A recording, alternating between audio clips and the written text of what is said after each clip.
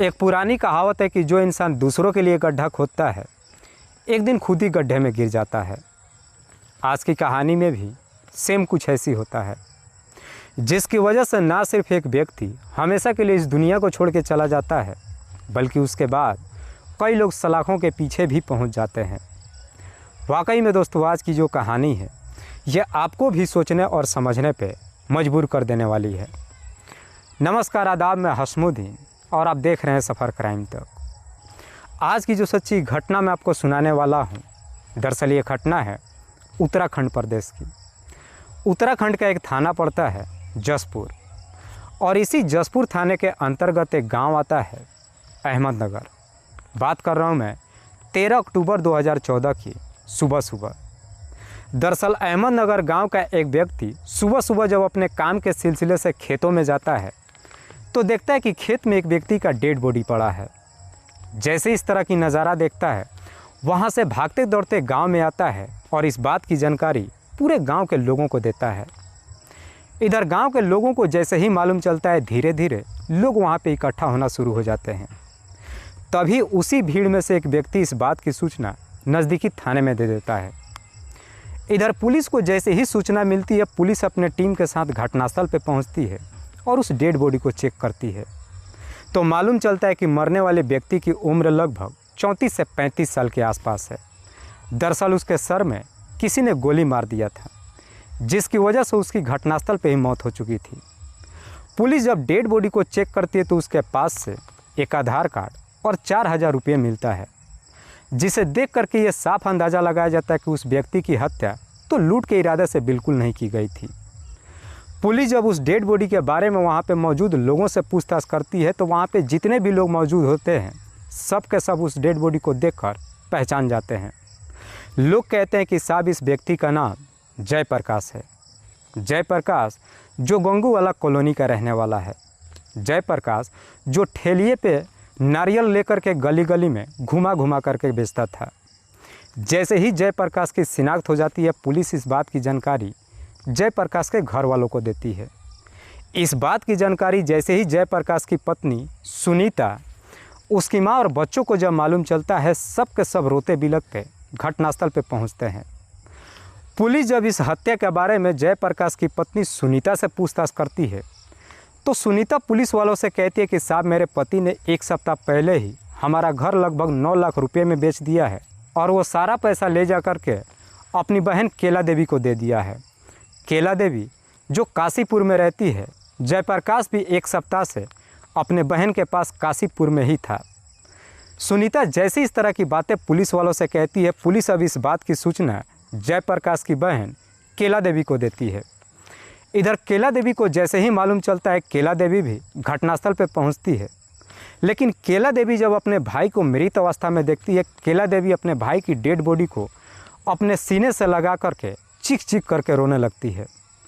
Police जब इस हत्या के बारे में केला देवी से पूछताछ करती है तो केला देवी पुलिस वालों से कहती है कि साहब, मेरा भाई कल ये कह करके घर से निकला था कि 14 तारीख को करवा चौथ है, इसीलिए वो अपने घर जा रहा है।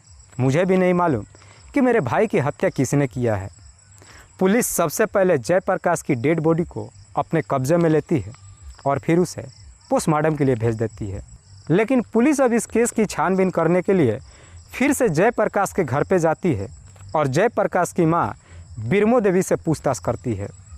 बिरमो देवी से जब पूछताछ करती है तो बिरमो देवी रोते भी लगते पुलिस वालों से कहती है कि साहब, मेरे बेटे की हत्या किसी और ने नहीं बल्कि मेरी बहू ने ही करवाई है। दरअसल सुनीता का हमारे ही बगल के स्कूल का रहने वाला मास्टर हरजीत सिंह के साथ में अवैध संबंध चल रहा है। जैसे ही बिरमो देवी इस तरह की बातें पुलिस वालों से कहती है, पुलिस को लगता है कि शायद अब जयप्रकाश की हत्या इसी अवैध संबंध के कारण हुआ है। पुलिस बिरमो देवी के तहरीर पर नामजद मुकदमा दर्ज करती है और जयप्रकाश की पत्नी सुनीता और उसके आशिक हरजीत सिंह, इन दोनों को अपने कस्टडी में ले लेती है। पुलिस इन दोनों को अपने कस्टडी में लेकर जब थाने में पहुंचती है, इन दोनों से जयप्रकाश की हत्या के बारे में पूछताछ करती है। लेकिन ये दोनों पुलिस वालों को सिर्फ एक ही जवाब देते हैं कि साहब, हमें नहीं मालूम कि जयप्रकाश की हत्या किसने किया है। पुलिस इन दोनों के मोबाइल नंबर का CDR भी निकालती है, इनके मोबाइल का लोकेशन भी चेक करती है, लेकिन बावजूद इसके पुलिस के हाथ में कोई सबूत नहीं मिलता है। आखिरकार पुलिस मजबूर होकर इन दोनों को छोड़ देती है। लेकिन पुलिस अब इस केस की छानबीन करने के लिए जयप्रकाश के मोबाइल नंबर का CDR निकालती है। पुलिस जब CDR को चेक करती है तो उसमें एक ऐसा नंबर मिल जाता है जिस पे जयप्रकाश पिछले 1 सप्ताह से लगातार बातचीत करते आ रहा था। पुलिस जब उस नंबर का डिटेल्स निकालती है तो मालूम चलता है कि वो नंबर एक लड़के के नाम पर रजिस्टर्ड है जिसका नाम है पंकज। पंकज जिसकी उम्र है लगभग 17 से 18 साल के आसपास। और ये पंकज कोई और नहीं बल्कि जयप्रकाश की ही बहन केला देवी के देवर का लड़का है, यानी कि केला देवी का भतीजा है। जैसे ही इस तरह का CDR पुलिस को मिलता है, पुलिस इसी CDR के आधार पर पंकज को अपने कस्टडी में ले लेती है।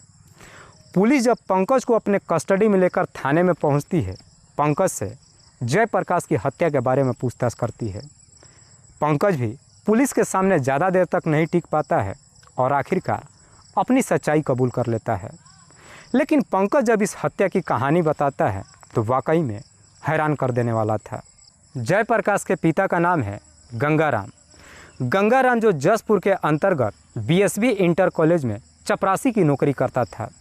हालांकि गंगाराम बहुत साल पहले ही इस दुनिया को छोड़ के जा चुका है, लेकिन कॉलेज में नौकरी करने की वजह से कॉलेज के जितने भी टीचर हैं सब के सब जयप्रकाश को भी बेहतर तरीके से जानते हैं। अक्सर उसके घर पे भी आते जाते रहते हैं। इसी BSB इंटर कॉलेज में पढ़ाने वाला मास्टर हरजीत सिंह। हरजीत जब एक दिन जयप्रकाश के घर पे जाता है और पहली बार जब उसकी पत्नी सुनीता को देखता है तो सुनीता की खूबसूरती देख पहली नज़र में उसे अपना दिल दे बैठता है। हालांकि हरजीत जो ऑलरेडी शादीशुदा है, उसके बाद से हरजीत अब सुनीता के नज़दीक जाने के लिए अक्सर उसके घर पे आना जाना ही शुरू नहीं करता है, बल्कि जब भी उसके घर पे जाता है तरह तरह की मिठाइयाँ ले जाता है और उसके बच्चों को देता है और उसके बच्चों से लाड प्यार भी करता है, जिसकी वजह से जयप्रकाश के बच्चे अब जयप्रकाश से कम हरजीत से ज़्यादा प्यार मोहब्बत करने लगते हैं। हरजीत जब भी सुनीता के घर पे जाता है उसे हंसी मजाक करता है, जिसे सुन सुनीता को भी समझने में देर नहीं लगता है कि हरजीत चाहता क्या है। सुनीता को जैसे ही एहसास हो जाता है कि हरजीत उसे चाहने लगा है, सुनीता भी अपने आप को नहीं रोक पाती है और अपने आप को हरजीत के हवाले कर देती है। उसके बाद से हरजीत और सुनीता के बीच में प्रेम प्रसंग शुरू हो जाता है। हरजीत और सुनीता के बीच में जब प्रेम प्रसंग शुरू होता है, उसके बाद से हरजीत सुनीता से मुलाकात करने के लिए उसके घर पे तभी जाता है जब जयप्रकाश अपने काम पे चला जाता है। उसके बच्चे सारे स्कूल चले जाते हैं। सुनीता से मिलने के लिए उसके घर पे जाता है और उसके घर के अंदर ही दोनों के बीच में संबंध बनना शुरू हो जाता है। पर यह सिलसिला जैसे ही कुछ दिन तक चलता है, एक दिन जयप्रकाश दोनों को अपने ही घर में आपत्तिजनक स्थिति में देख लेता है। उसके बाद से जयप्रकाश जब अपनी पत्नी का विरोध करता है तो जयप्रकाश की पत्नी सुनीता अपने पति से डरने के बजाय अपने पति से लड़ बैठती है। जयप्रकाश अपनी पत्नी को काफ़ी समझाने की कोशिश करता है, लेकिन सुनीता हरजीत को छोड़ने के लिए तैयार नहीं होती है, जिसकी वजह से अब जयप्रकाश अपनी पत्नी हरजीत और अपने बड़े बेटे विशाल इन तीनों से नफरत कर लेता है।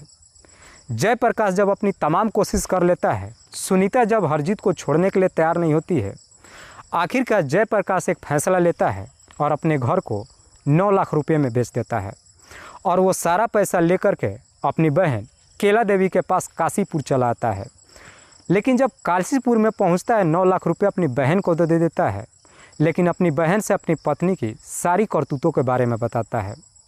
जयप्रकाश अपनी बहन से कहता है कि दरअसल मैं अपनी पत्नी, उसके आशिक हरजीत और अपने बड़े बेटे विशाल, इन तीनों को इस दुनिया से हटाना चाहता हूँ और इसके लिए अगर कुछ पैसों की खर्च करने की भी ज़रूरत पड़ेगा, मैं पैसे खर्च करने के लिए तैयार हूँ।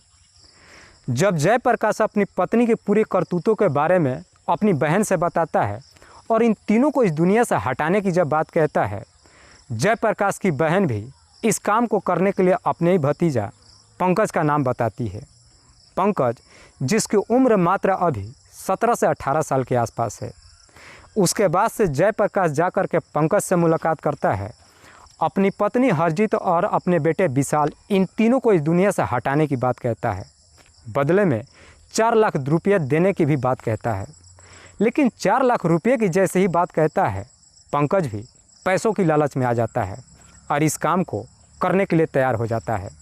हालांकि ये काम पंकज के अकेले बस का नहीं था, इसीलिए इस काम को करने के लिए पंकज अपने इस षड्यंत्र में अपने 3 दोस्तों को शामिल कर लेता है, जिसमें से एक का नाम है बबलू जो बरखेड़ा का रहने वाला है, दूसरे का नाम है कपिल जो कटार मलियान का रहने वाला है, और तीसरे का नाम है दीपक जो काशीपुर का रहने वाला है। इन तीनों से जब जयप्रकाश की पत्नी सुनीता, उसके आशिक हरजीत और सुनीता का बड़ा बेटा विशाल इन तीनों को इस दुनिया से हटाने की जब बात कहता है, बदले में 4 लाख रुपये देने की जब बात कहता है, ये तीनों ही पंकज की बात मान लेते हैं। उसके बाद से जयप्रकाश पंकज को एडवांस के तौर पे 3,60,000 रुपये दे देता है। पंकज ये सारा पैसा लेकर अपने दोस्तों में डिस्ट्रीब्यूट कर देता है। उसके बाद से जयप्रकाश की पत्नी, उसके आशिक और उसके बेटे इन तीनों को इस दुनिया से हटाने के लिए रोज़ शाम के वक्त मुलाकात करते हैं और तरह तरह का षड्यंत्र बनाते हैं। हालांकि इन चारों ने इससे पहले एक चूहा तक को भी नहीं मारा था, इसलिए 3-3 लोगों को इस दुनिया से हटाना इतना आसान नहीं था। ये चारों रोज़ शाम को इकट्ठा होते हैं, तरह तरह का षड्यंत्र बनाते हैं, लेकिन षड्यंत्र बनाते बनाते लगभग 1 सप्ताह का समय गुजर जाता है। इसके बावजूद भी अपने काम को अंजाम नहीं दे पाते हैं। जैसे ही 1 सप्ताह का समय गुजर जाता है, इधर अब जयप्रकाश को लगता है कि शायद ये काम इन लोगों के बस का नहीं है। इसीलिए अब जयप्रकाश पंकज के ऊपर दबाव डालने लगता है कि तुम मेरा वो सारा पैसा वापस कर दो। हालांकि 3,60,000 रुपया ये चारों मिल करके उसमें से मैक्सिमम पैसा खर्चा कर चुके थे, इसलिए अब वो सारा पैसा वापस करना इनके बस का भी नहीं था। लेकिन जयप्रकाश जब पंकज के ऊपर दबाव डालना शुरू कर देता है, ये चारों अब काफ़ी परेशान हो जाते हैं।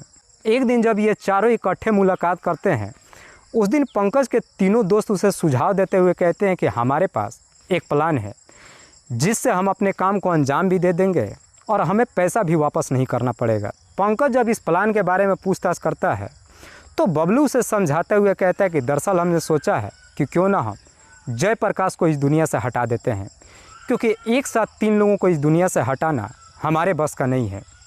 अगर जयप्रकाश को इस दुनिया से हटा देते हैं तो हमसे कोई पैसा भी वापस नहीं मांगेगा, और जयप्रकाश को अगर इस दुनिया से हटा देंगे तो हम कभी पकड़े भी नहीं जाएंगे, क्योंकि सबको मालूम है कि जयप्रकाश का उसके पत्नी के साथ 36 का आंकड़ा चल रहा है। जयप्रकाश को जब इस दुनिया से हटाने की बात कहता है, पंकज भी अपने दोस्तों की बात में आ जाता है, और फिर अब जयप्रकाश को इस दुनिया से हटाने के लिए ये चारों मिलकर के एक षड्यंत्र बनाते हैं। इसी षड्यंत्र के तहत जा कर के जयप्रकाश से मुलाकात करते हैं और कहते हैं कि जो तुमने हमें काम दिया है, हम वो काम तो तुम्हारा करेंगे, लेकिन तुम्हें भी हमारा साथ देना होगा। साथ देने की जब बात कहते हैं तो जयप्रकाश कहता है कि मैं तुम्हारे लिए क्या कर सकता हूँ। इस पे बबलू जयप्रकाश से कहता है कि जब हम तुम्हारी पत्नी, उसके आशिक और बेटे को इस दुनिया से हटाने के लिए वहाँ जाएंगे तो तुम्हें भी हमारे साथ चलना होगा।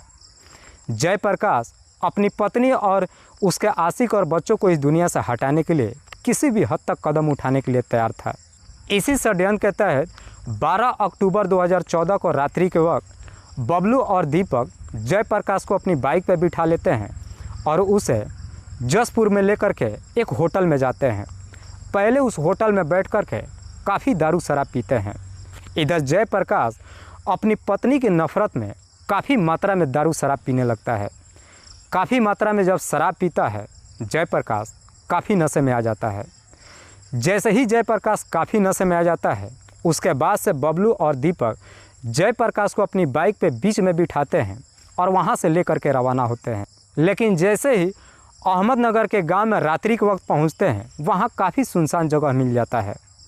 जैसे ही सुनसान जगह मिल जाता है, बाइक रोक देते हैं, जयप्रकाश को बाइक से उतारते हैं और उसके सर पे गोली चला देते हैं, जिसकी वजह से जयप्रकाश की घटनास्थल पे ही मौत हो जाती है। उसके बाद से बबलू पंकज के नंबर पे फ़ोन करता है और इस पूरी घटना के बारे में उसे बता देता है। उसके बाद से दोनों अपने घर पे जाते हैं और जाकर बड़े आराम से रहने लगते हैं। वाकई में पंकज जब ये पूरी कहानी पुलिस वालों को बताता है, पुलिस पंकज के ही तहरीर पे उसके तीनों दोस्तों को भी अपने कस्टडी में लेकर आती है। लेकिन पुलिस जब इस केस का खुलासा करती है, असलियत जब लोगों को मालूम चलता है, तो हर व्यक्ति सिर्फ एक ही जवाब देता है कि जो इंसान दूसरे के लिए गड्ढा खोदता है, एक न एक दिन वो खुद ही गड्ढे में गिर जाता है। फिलहाल पुलिस ने इन तमाम आरोपियों को अपने कस्टडी में लेकर इन सब पे गंभीर धारा में मुकदमा दर्ज करके जेल भेज दिया है। दोस्तों, इस घटना के बारे में आप क्या सोचते हैं? आप अपनी राय हमें कमेंट बॉक्स में ज़रूर दीजिएगा।